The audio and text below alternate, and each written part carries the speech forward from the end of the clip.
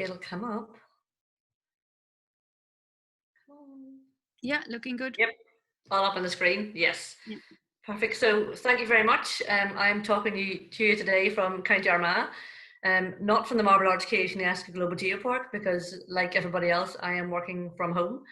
I suppose one of the very, very few good things about lockdown is that I am able to give talks like this from the comfort of my kitchen, and none of us have to worry about leaving our houses, but can watch talks with a cup of tea in the comfort of our own homes.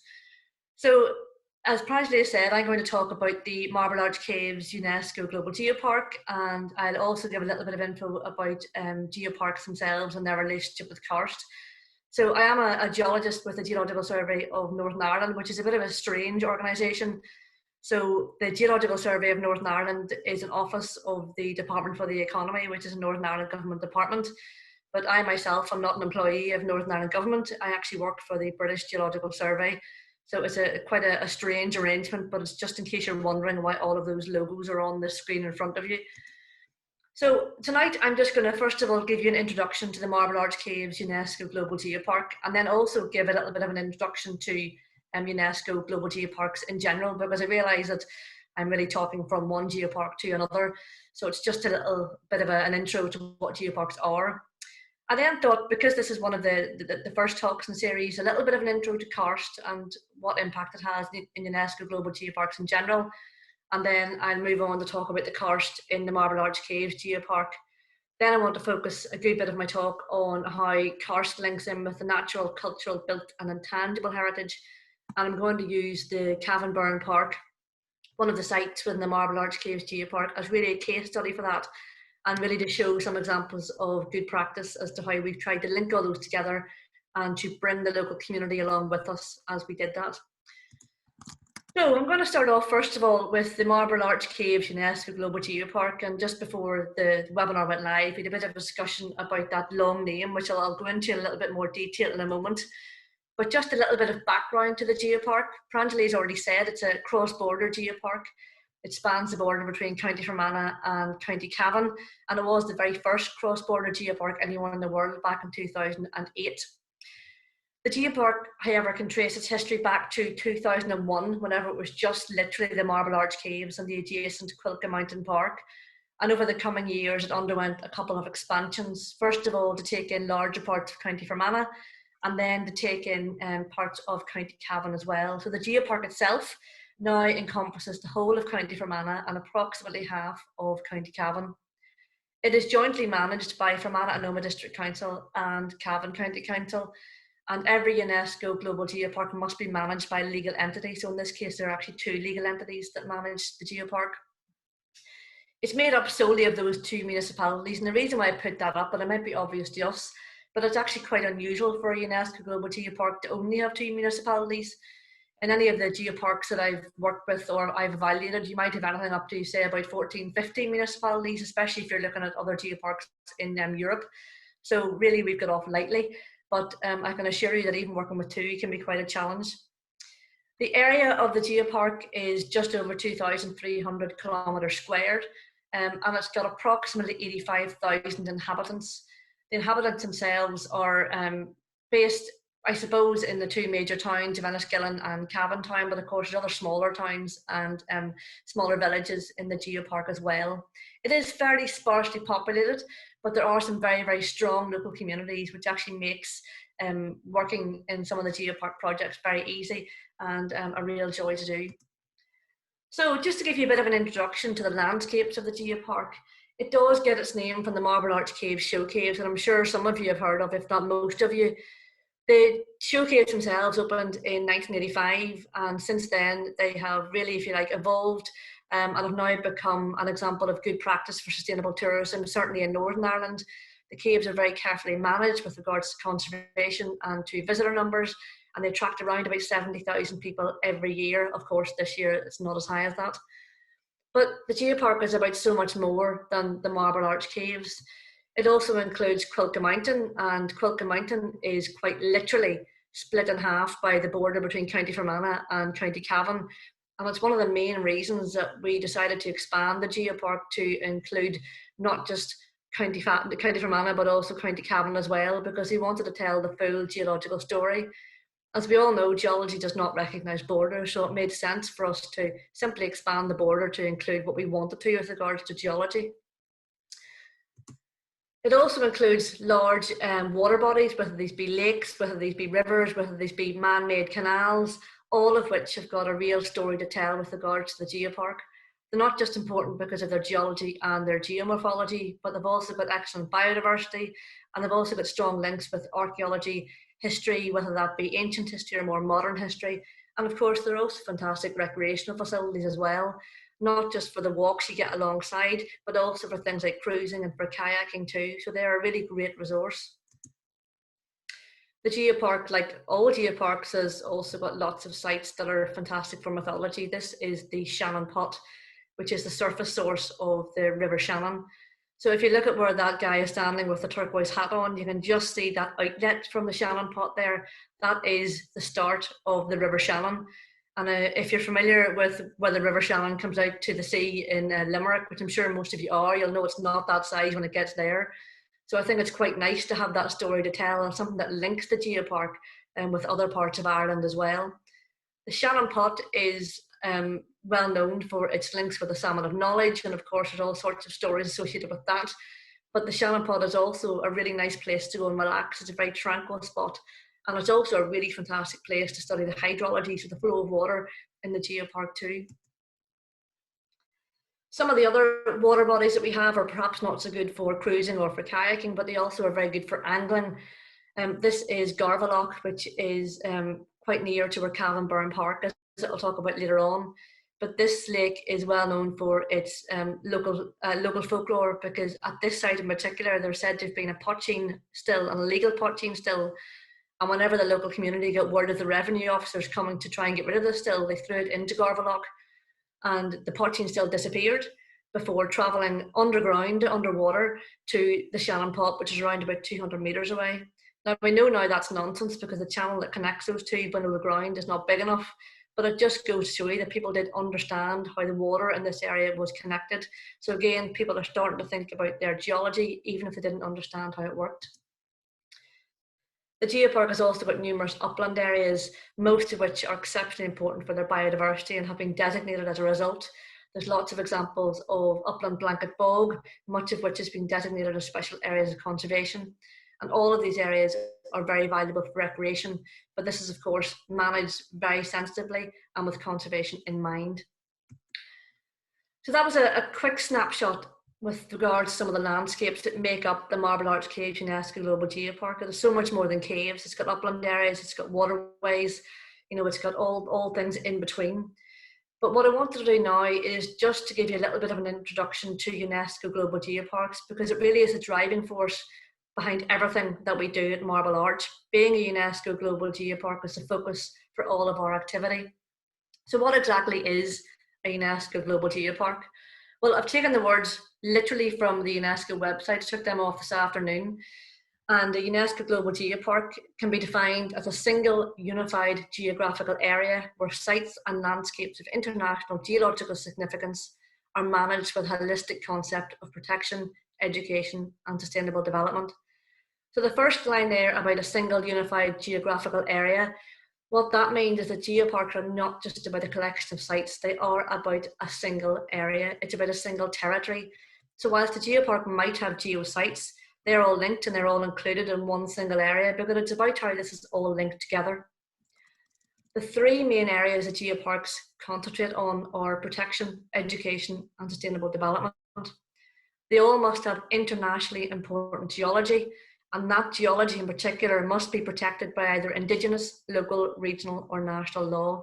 And that's really important, because UNESCO Global Geoparks in themselves are not statutory designations. They don't offer any protection.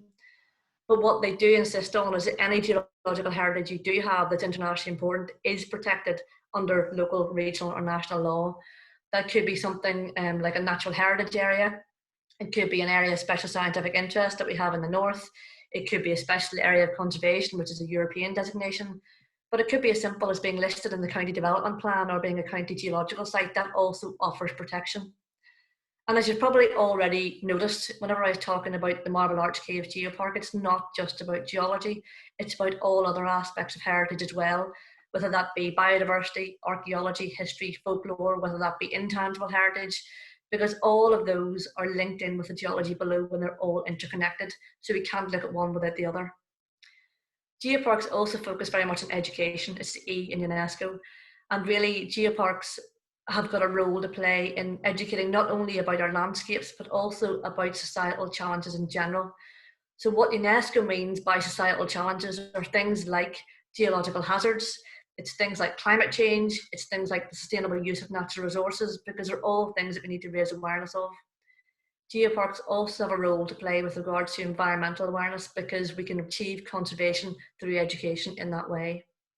And then finally, geoparks are also about sustainable development. Now, I know sustainable development is this buzz phrase that's sort of bandied about, and it's actually quite hard to define. But the way I would describe sustainable development is development for the current generation that has no negative impact for future generations. So whenever it comes to geoparks, we very much focus on responsible tourism. So what we want to do is attract visitors to an area that don't have any negative impact on the environment of that area. And we do that by working in conjunction with local businesses, with local communities. And we really want to attract not just people that, say, for example, come from outside an area, but from people within an area to visit other parts that they've never been to before. Geoparks are very much geared now to looking towards the UN Sustainable Development Goals, and the whole aim of the Sustainable Development Goals is to try and reduce poverty, reduce inequalities, but at the same time encouraging development. And this is all the way around the world. Some people think that the Sustainable Development Goals are only about developing countries, but that's not the case. This is applicable to all of us. And geoparks can really help to achieve quite a number of the Sustainable Development Goals, whether that be quality education, whether that be decent work and economic growth, whether that be looking at climate action, life below water or life on land. But they're also about things like partnership for the goals. By being a UNESCO Global Geopark, just as it is in the Burren and Cliffs of Moher UNESCO Global Geopark, we are part of a global network. There are 161 UNESCO Global Geoparks all the way around the world, and we very much do function as a network. We learn from each other, we share our challenges, we share our experiences, and only by doing that can we try and really, if you like, make geoparks work. If you're not familiar with UNESCO as an organisation, it was actually set up at the end of the Second World War, and the idea of it was to bring peace about in the minds of men and women. And the idea of doing that was through collaboration and through shared experiences. So we're able to learn from each other and understand how other people work. And if you like, that's something that geoparks can be very proud of doing, because we do all work very much together. So now I've talked about UNESCO Global Geoparks and a little bit of an introduction to the Marble Arch Geopark. I just wanted to focus very quickly on what karst is, because I realise this is one of the first talks in the list of seminars, so I thought I'd give a little bit of an introduction. So I had a look online to see what I could find as being the best definition of karst, and this is the one that I came up with. And a karst is the name given to a special type of landscape that is formed by the dissolution of soluble rocks.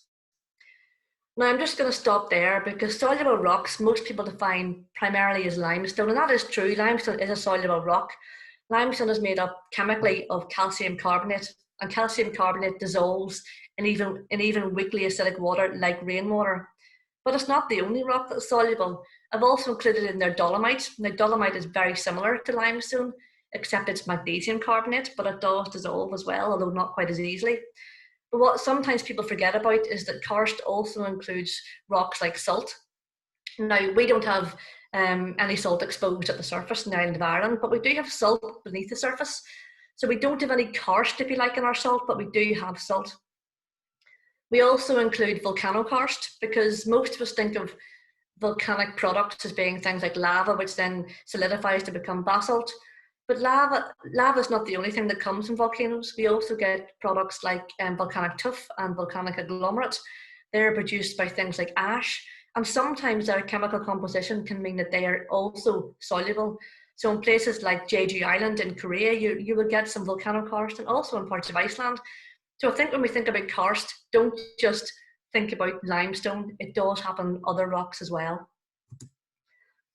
The term karst itself actually comes from this region. This is the karst region in Slovenia, the very southwest of Slovenia on the border with Italy. So karst is a Slovenian word. In Italian, it's karso. So I think it's quite easy to see that this area is quite similar to other places that have got, say, for example, lots of limestone that's dissolved to give these features. But one thing I found quite interesting whenever I was doing a little bit more research on this talk was that the Slovenian word, the Slovenian place name karst, comes from actually the German karst, that means rock. Excuse me. But if you look a bit further back, we think it derives from a very early Indo-European language, and we think it comes from the word cara, which means rock. And I think it's quite interesting to look at the Irish word carrig, which also means rock. And there are similar words in Manx and Scots Gaelic and also in Welsh as well. So of course, we've all been talking about karst for a very long time, it would appear. This area in Slovenia has got some fantastic geological features. It's got these beautiful gorges carved out in limestone, and it's also got other features that are very similar to what we find in Marble Arch, but also down in areas like the Burren as well, down in County Clare. But what are some of the other features you get in karst landscapes? What I've done is I've actually just put up on the screen this nice schematic diagram. Now, this is probably one that some of you have seen before, and it really focuses purely on limestone because the majority of karst is found in limestone areas. Now, limestone on any kind of geological diagram is always represented as bricks. You'll see that on the diagram there. Now, that's not just, it's not because limestone is useful for bricks, because it's not particularly. The reason why it's portrayed as bricks is because limestone has got a series of weaknesses in it, and those weaknesses are vertical, they're called joints, and we also have horizontal weaknesses called bedding planes. So not only does limestone become dissolved by weakly acidic water, that water is able to percolate through those weaknesses and it's able to widen those. So that's why a lot of karst features, certainly underground karst features, are horizontal and vertical. So they're really, if you like, constrained for the most part by those joints and by those bedding planes. So you'll see in the diagram there, we've got these vertical shafts, we've got them here, and you've also got these horizontal cave passages. They are essentially formed by water percolating down from the surface in through these cracks and widening the joints as we go along and the bedding planes. So karst features are not just above the ground, they're below the ground as well, and they take the form of cave passages, whether they be horizontal or vertical. But some of the lovely features we get on the surface as well, even if you can't see any limestone, to give you an idea that you're in a karst environment, are features such as this. This is a karst valley, also called a dry valley. And what's happened in that instance is that there would at one point have been a river flowing down that valley and has simply disappeared because it's been able to sink down through that rock.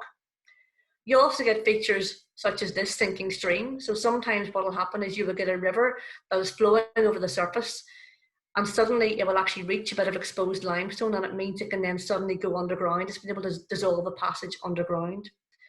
We also get sinkholes, and sinkholes are depressions that you get. What happens is that below the ground, the limestone is being slowly dissolved, and then the material above is simply collapsing into that. These can sometimes just be an enclosed depression and simply just look like that. They can also turn into a karst window like we have here. And what will happen then is that a cave beneath the surface, the cave roof will collapse, and then the material above will collapse into that as well. So these are all very common features in karst landscapes. One thing that's not shown in this diagram is limestone pavement. The reason it's not shown in this diagram is because there's a coverage of soil above the limestone in this instance. But if there's no coverage of soil, generally you will get limestone pavement fully exposed. Limestone pavement is undoubtedly here in this diagram, it's just below the surface and you can't see it. So these are just some of the features that you expect to see in a karst landscape. These are similar, no matter whether you are in limestone, in dolomite, in salt, and also in volcanokarst as well. They're just to a lesser or greater degree. I thought I'd just show up very quickly, especially because you're going to be taking a world tour over the next few weeks, the distribution of carbonate rocks around the world. Now, carbonate rocks are rocks that contain carbonate. I always like to tell people that geology is not rocket science. Quite often it is what it says in the tin. But these rocks are the ones that are carbonate, like calcium carbonate, which is limestone, or magnesium carbonate, which is dolomite. So you'll easily see that these carbonates are not restricted to Ireland and Great Britain. You get them pretty much all over the world. You've got huge amounts of karst in parts of China. You've also got good bits of it in the Middle East. You've also got a little bit in Brazil, quite a bit in the US as well, and in Canada. And you'll see there's bits in Northern Africa in particular, and also in Australia. So anywhere basically you go on holiday and you hear that there's a show cave or caves nearby, you'll know that you're in a karst area. And once you've seen karst features and you can recognise them yourself, you will just see them no matter where you go. You'll be able to see them in places where there is carbonates in particular. Now, just because we've got carbonates doesn't mean necessarily that we have karst. It very much depends on whether that is exposed at the surface and also on a number of other features as well. But it's just to give you an idea of the distribution. So with regards to karst in UNESCO Global Geoparks, we are not the only ones to have karst because really it's a very, very important environment. And the reason why UNESCO Global Geoparks seem to have a lot of karst is because geoparks are all about how our geology interacts with people. It's all about how we use the landscape, how our heritage has been influenced by it, and no more so is that obvious than it is in a karst landscape. So I'm just going to give you a few examples of where we can see that. But before I do that, it's just to let you know that we've karst in 61 UNESCO Global Geoparks. This was actually put together recently for a paper on karst in UNESCO designated sites. And after having a look at it, I actually think that number is a bit low. I think we've actually missed out a couple. It's found in 21 countries and makes up a total of just under 11 million hectares. So it's quite a significant part of UNESCO Global Geoparks. And as I mentioned earlier on, it's not just karst found in limestones. Just very quickly, some of the pictures. This is karst developed in the Limestone Geopark in China. In China, it's the area where this is developed is a lot more tropical than it is in parts of Ireland, being that we're not tropical at all. So generally karst tends to be more developed and more mature. So you'll see yourself there that this is a lot more mature karst. And what I mean by that is you can see that the vertical exaggeration of this karst is a lot greater than it is where we are. So this would have been limestone pavement like you have in the Burren or like we have in Marble Arch originally. But because of the tropical environment, it's been able to carry out a lot more chemical weathering. So it's a lot more exaggerated. This is a picture from the Vikos Geopark in Greece. These very impressive limestone landscapes. You can see the lovely horizontal layers here in the limestone. What you can't see are the small caves that there are in those cliffs as well. But there's also a limestone pavement developed at the top of those cliffs too. This is a picture of the Doc Van Karst Plateau Geopark in Vietnam. This is a feature called tar karst, and it's very similar to what you saw from the Chinese geopark. And this is a very characteristic landscape. And again, it is a result of tropical conditions that really exaggerates the weathering that takes place. But this is also combined with some tectonic activity, which has meant that this area has been uplifted. So you'll see that the effect that has on the karst itself. This is a geopark from Italy. This is the Cilento e Valdiviano Geopark just south of Naples, near Salerno. So again, another geopark that's got karst features. These are show caves, but they've also got beautiful karstic features on the surface as well. And then this is a geopark in Hungary near Lake Balaton, if any of you are familiar with that is. And these are really underground lakes that they have organised boating tours in. So this is essentially, caves that have been filled with water. And I wanted to finish off just to show you this picture. This is from a geopark in Iran. And this is not carbonate karst. This is just to let you see what the difference is. This is actually salt. This is a salt cave, the largest salt cave in the world, called the Namakdan Salt Cave. And you see it does have the same features. You've still got stalactites, although they're slightly different looking, but they are stalactites nonetheless. But it's just to let you see the difference in looking at carbonate karst and then looking at salt karst as well. So that was my very quick round the world tour for UNESCO Global Geoparks and karst. And now I want to bring it a bit more back to home and talk about the karst in the Marble Arch Caves UNESCO Global Geopark. Before we do that, I think it's important to think about the geology of the Marble Arch Caves UNESCO Global Geopark. And up on the screen there, I've actually put up a simplified geological map. And for any of you that don't know how to read a geological map, what we really do is we scrape off all of the soft material on top and we assign each bit of solid rock a different colour depending on its rock type. So what we're concerned with in this instance is the pale blue, the Carboniferous limestone. This limestone would have formed around about 300 odd million years ago at the bottom of a shallow tropical sea. It's very fossiliferous, And you can see it does make up the majority of the bedrock of our geopark. There are a few other bits and pieces, but limestone is by far the dominant bedrock type and is carboniferous. It's actually not dissimilar to the limestone that you find down in the Burren, and it formed in very, very similar conditions. But of course, like everything in life, not all limestones were created equal. So we don't get karst all over the geopark. We only get it in certain parts. And the reason for that being is that even though it does say carboniferous limestone, we've actually got several different types.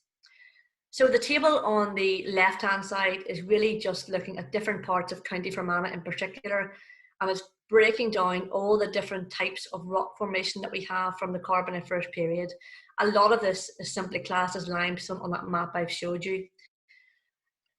In the area of the Marble Arch Geopark, we've essentially got the Kilbryan limestone and the Ballyshannon limestone. We've got the Glencar limestone and the Dartry limestone. We actually really only find karst in the Dartry limestone, and there's a reason for that, and it's because the Dartry limestone is a certain type of limestone. It's quite pure. Unlike the other ones, have actually got quite a high mud content, so it's not as easy for karst to develop on those. Whenever I call it the Dartry limestone formation as well, that doesn't imply that every single bit of that is limestone. Geologists give the name formation to a package of rocks that display certain characteristics. So the Dartry limestone is made up primarily of limestone, yes, but it's also got layers of black chert. And chert is a rock type that's made up primarily of silica. It's very similar to flint, but flint is only found in Cretaceous age rocks. These are much older. So we've also got bits of mudstone in there too, so it's not all the same. So karst can't develop in every part of the Dartry limestone. Generally, this is what our limestone looks like. It is layered. It's not particularly thick layers. It's pale grey, but we also have these layers of chert. If you can see just above Sean's head on the left-hand side, you can see there's a layer of dark brown black chert. That's generally what our limestone looks like. Now, we do get karst developing on this. We will get lovely features such as limestone pavement. This is a picture of my two children. I did ask them to smile, and that is what I got. But this is some limestone pavement that's developed very, very near to Cavan Burren Park, and this is generally what it looks like. It is this pale to medium grey. You can see there's lovely vertical cracks in there, which are our joints, and we've also got those nice horizontal layers that make up the clints of the limestone pavement. This is very common on the middle slopes of Cuilcagh Mountain, but we generally don't get very big caves developed where we've only got these layers of limestone. This is on the other side of Cuilcagh Mountain, again on the middle slopes. This is in an area called Legnabrochy, and it's an area that we use very much for education, because limestone pavement is very good for not only talking about landforms and looking at chemistry of rock types, it's also very good for looking at biodiversity, because it's very special habitats developing in these areas as well. Where we get the biggest caves forming, however, we tend to find them in areas where we've got these features called mud mounds. And I'm hoping you can see that arrow on the screen. I'm going to show you these mud mounds. You can see that these knoll-shaped hills, and these are essentially, or would have essentially been, mounds of lime-rich mud on the bottom of a seafloor over 300 million years ago. They don't have any layers in them, however, and they tend to get to be very, very thick. So some of them are up to, say, around about 30-40 metres. And it's in those layers that we tend to get the biggest caves formed, such as the Marble Arch Caves. The visitor centre of the Marble Arch Caves is actually here, and the entrance to the Marble Arch Caves is just in behind. So you see that in this area in particular, we do get some of our biggest caves forming. This is from inside the Marble Arch Caves. You'll see that exposure of limestone. There's actually no layers in that. That's one thick and massive body of limestone, and that's why the caves have developed. They tend to develop in those mud mound layers. And this is one of the undeveloped caves. This is Whitefather's Cave, just across the border in County Cavan. And you'll see once again that yes, we've got a bedding plain here, but from there down to the river, that is one thick layer of limestone. So again, we don't have those layers again, and that's when we get the biggest caves developing. But it's not restricted. The caves aren't restricted to those really thick layers. We do get caves developing elsewhere. This is a cave called Polnagon Killarkin. This is actually a location from one of the Game of Thrones episodes. But this cave itself was actually used as a Victorian show cave. So if you go through these little steps down the bottom, this little gate, there are steps down into the cave itself. But we've tried to carefully manage this site because it is very sensitive. And if we get too many people going into the cave itself, it will get damaged. This site itself, that waterfall is actually flowing over the edge of a collapsed doe line. So it would have actually been a completely covered cave until the cave roof collapsed, and that's what we're left with. The water that goes into that cave actually flows out into another cave system called the Bow Cave system, which is a really good example of a jointed cave system. So it has developed in some of these layers of limestone, not the big thick layers that we get in the mud mounds, but the thinner layers I showed you at the quarry at the start. So we do get them developing really anywhere else that there's dark limestone. And this is another exposure of some of our karst in an area called Cuilcagh. So you can see we've got some limestone pavement in this area here. You'll see down to the right-hand side, this is actually an example of a dry valley. And what you can see just out of shot on the left-hand side are a number of doe lines. So doe lines are essentially these enclosed depressions I talked about. Some people call them sinkholes, some people call them doe lines. I tend to reserve the use of the word sinkhole for anything that's got water flowing into it. And if there's no water flowing into it, I would tend to call it a doe line in itself, or just a subsidence doe line. So these are just some examples of the karst environments that we have in Marble Arch, and they're all focused generally around the middle slopes of Cuilcagh Mountain, because that's where we have the best exposures of the Dartry limestone formation. So I'm now going to have a look quickly at how we link our karst with our natural, built, cultural and intangible heritage. And I'm going to give you a bit of a case study from Cavan and Burren Park, which is one of the sites within the Marble Arch Caves UNESCO Global Geopark. Now, karst is actually a really, really important environment, and I've already mentioned how many geoparks include karst, and it's because it has influence and it links in with all other aspects of heritage. And that's nowhere more evident than it is in Ireland, because karst is actually really, really useful.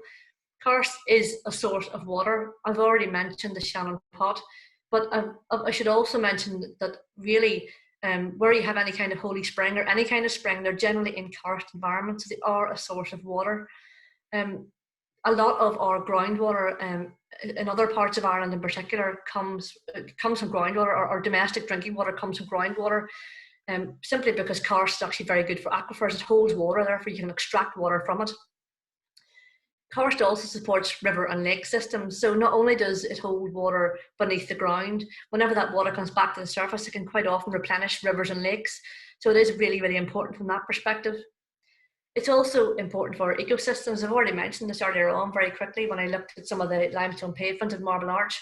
It has some very, very specific plants and invertebrates in particular that actually live in them, so they're very important habitats. And they are, for that reason, protected, quite often not protected for their geology, but because of their ecosystems.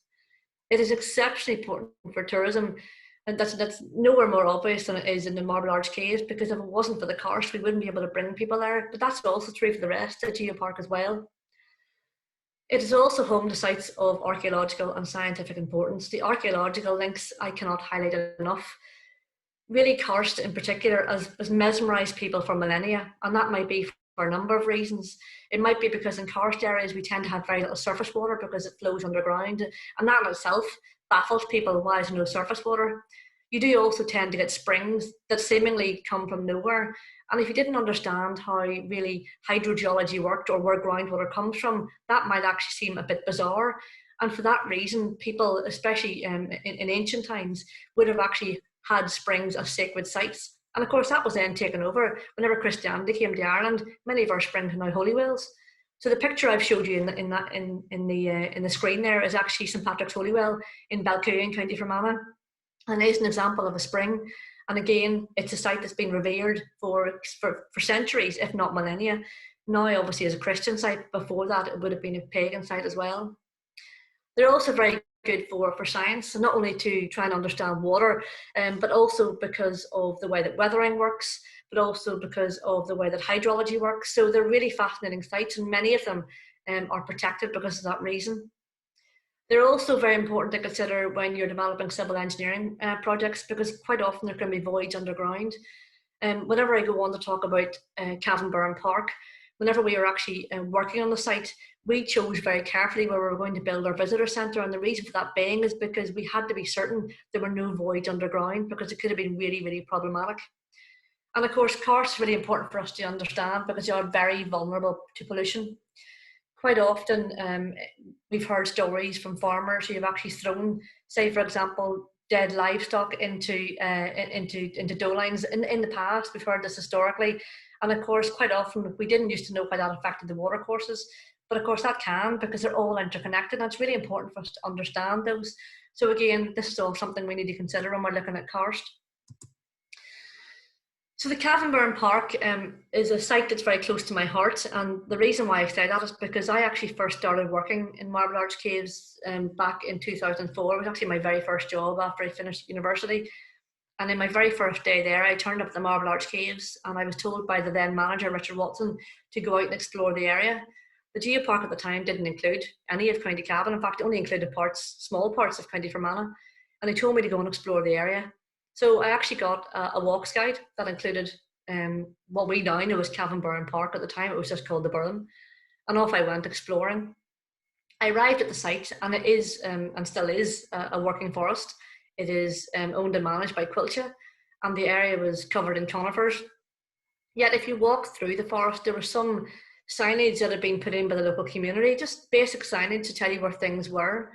And every now and again, you come into a very small clearing and you see an archaeological monument, and you'd be blown away because they were just there in the middle of the forest. Now, the site itself was only around about 124 acres, so it's not very big at all. But in that site, we've got hundreds of archaeological monuments. It is likely that the entire area surrounding Cavan Burren Park had the same density.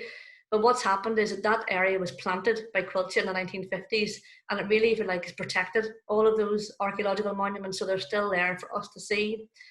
So that really began my relationship with Cavan Burren.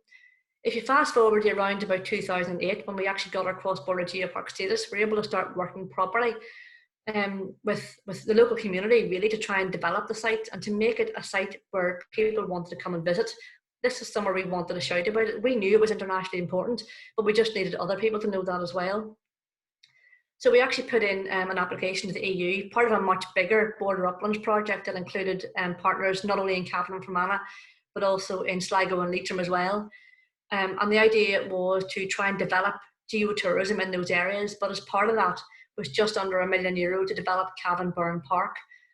So if you think back to 2004, there was just a few forest trails and a few bits of signage the local community had put up, and that was really about it. So in 2008, when we found that application had gone ahead, we were delighted and we were able to start work. So one of the things that we decided to do was to build a visitor centre.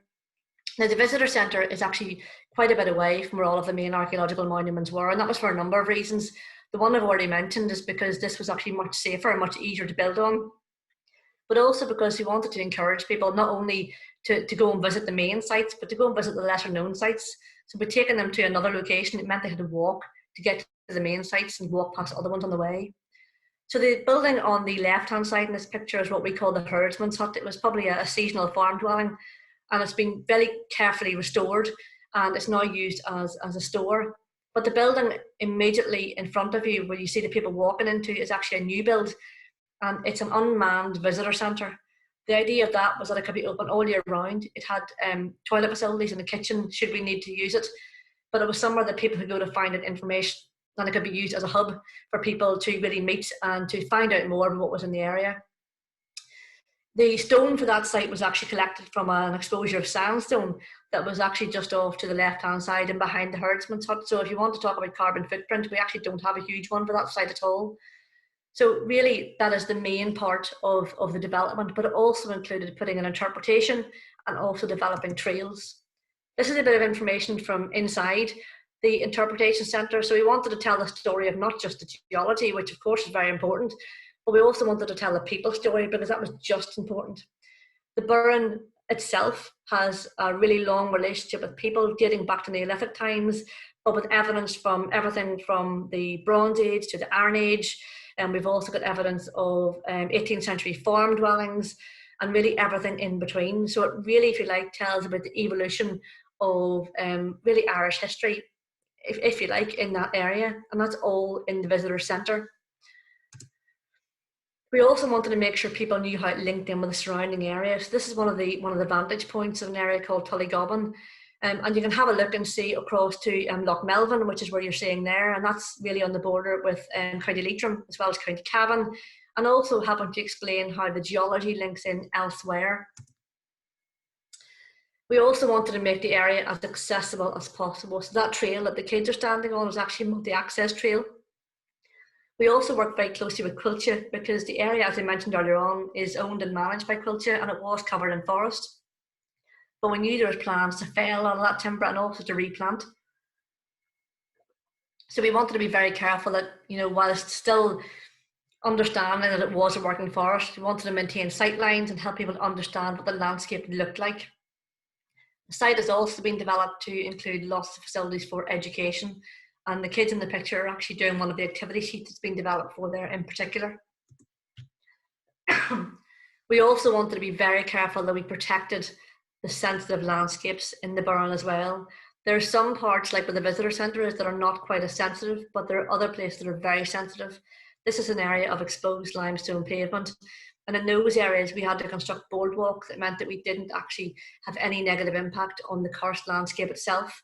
So it took people right up to the karst, but it encouraged them not to walk on it, but gives them a little bit of information about what they were looking at. This little bit of karst was actually not exposed, and what we did was we removed the small layer of topsoil that was on top, because we wanted people to get an experience of what the karst landscape looked like. And this is done very, very well in this area, and it's somewhere that we would take school groups to and other visitors to as well.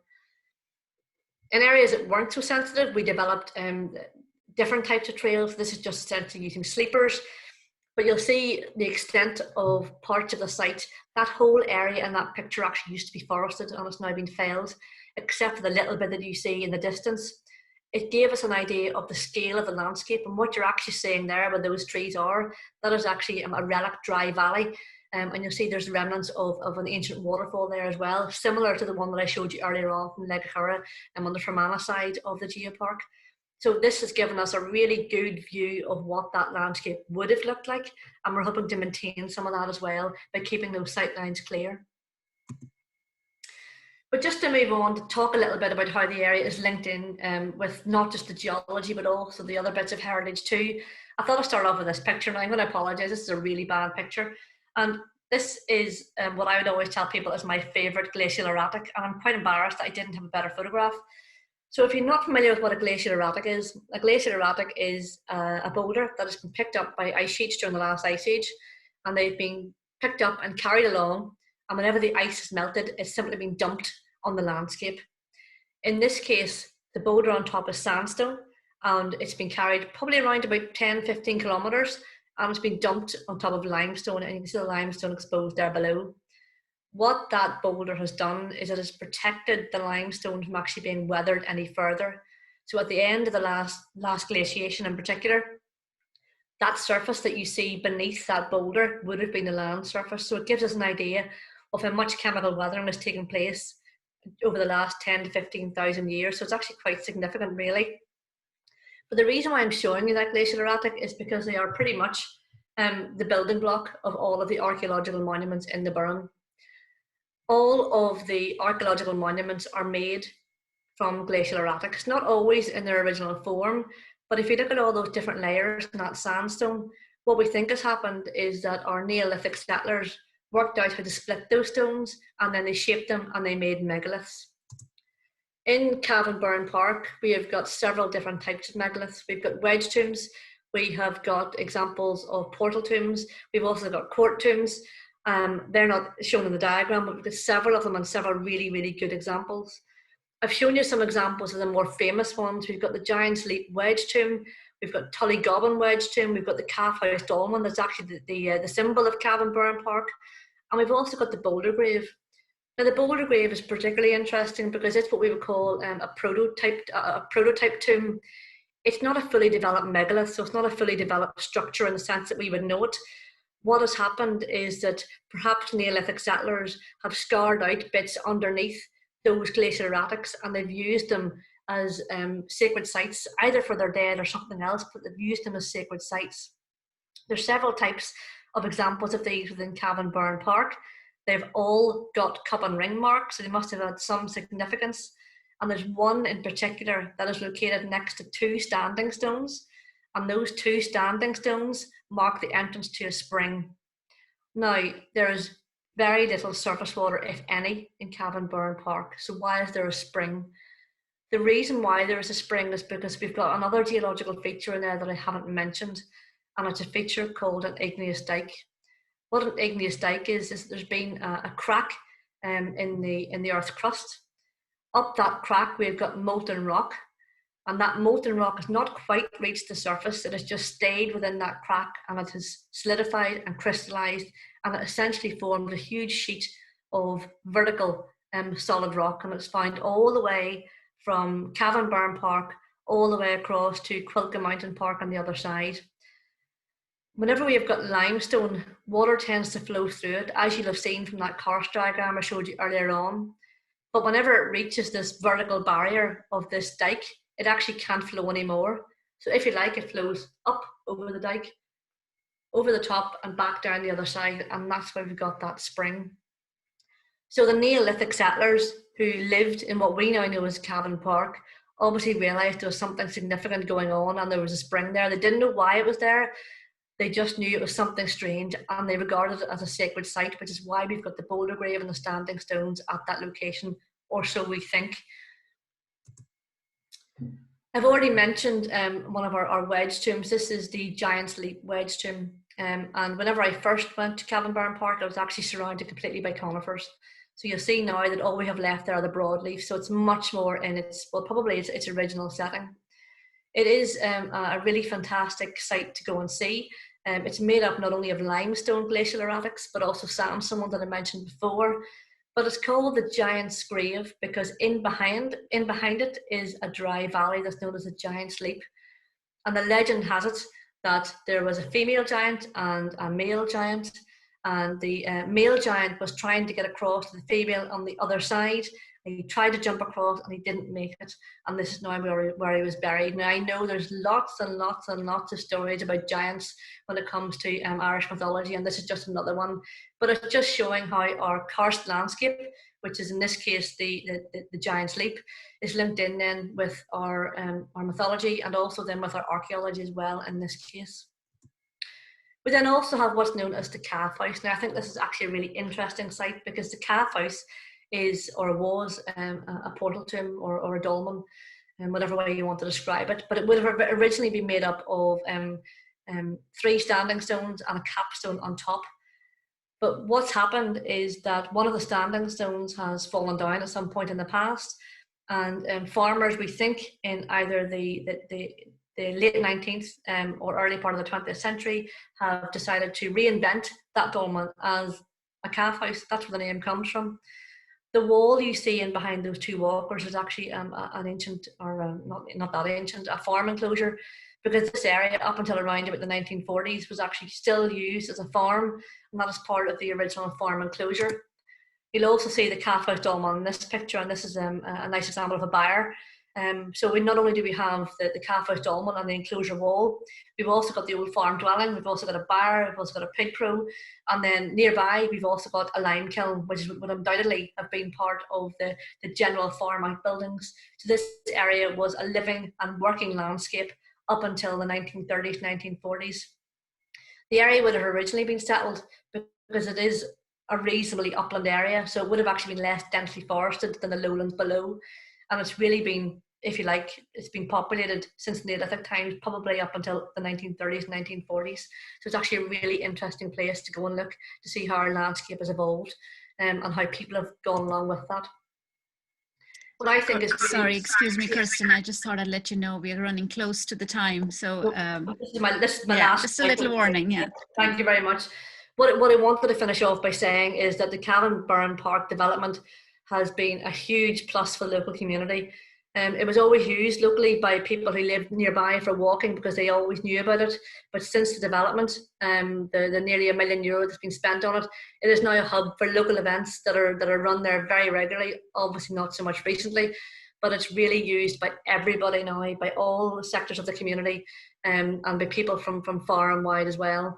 So if you ever want an example of how your karst landscapes can be used and benefit the local community and empower them, I think Cavan Burren Park is an example of good practice.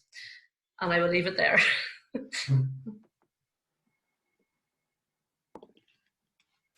That's brilliant. Thank you, Kirstin. That was fantastic. Brendan, do you want to take a question or two? Yeah, first of all, thanks very much, Kirstin. It was a fantastic presentation, full of information. And I think for those of us that have had the good fortune to visit the Cavan and Burren Geopark, it really is a treasure, especially some of the archaeological heritage there. It's fantastic. I'd love to ask you loads of questions myself around, especially around land use in terms of the forestry and how it impacted on the farming and also tourism, but we might leave that for a while. A question here from Gordon Darcy about a little bit about the intangible heritage. Could you tell us first? Yeah, no, I did like that bit, didn't I? So the intangible heritage we really talk about, I suppose, is things like how the Burren in particular has influenced language in particular. So it's something that we've done workshops on in Marble Arch, done landscapes and language, because the majority of the place names in that area reflect the landscape in particular. So Burren, Burren is a name that's used all over Ireland. It means stony ground. And it's obviously the way that area was interpreted, but of course there's Burren in County Clare, there's Burren in County Down. So it's really talking about how our landscape in particular has influenced our language, not just in our town to villages, but also in our townland names as well. And in Cavan Burren Park, it can actually tell us about lost landscapes as well. In particular, they tell us sometimes about lakes that used to be there that aren't there anymore. So it's things like our language, but also in our folklore and in our mythology as well. So that's really what I was meaning. In Cavan Burren Park, I've only really just scratched the surface in the talk today about how much it has influenced the mythology and the stories in the area, but there's a whole lot more to tell. I know everyone in Ireland is the same, but of course I'm biased towards Cavan Burren Park. And Frank McGorty, Kirstin, is the karst geology attractive for fracking?